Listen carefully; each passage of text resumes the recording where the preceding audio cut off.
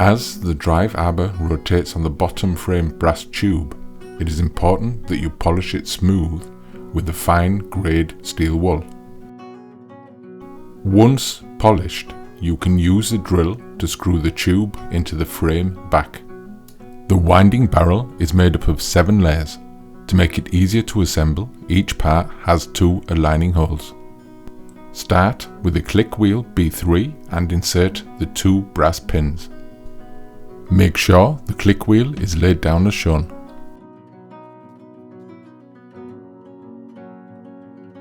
As you can see here, I have applied the glue to the smaller part rather than to the bigger disc.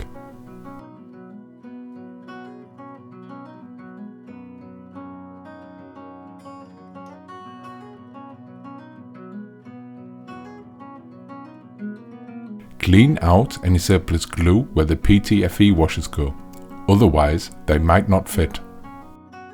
You should clamp the barrel to ensure that all the layers glue correctly. Once the glue has set, you can remove the pins with a pair of pliers. The 2 PTF washers just need to be pushed into the back and front of the barrel.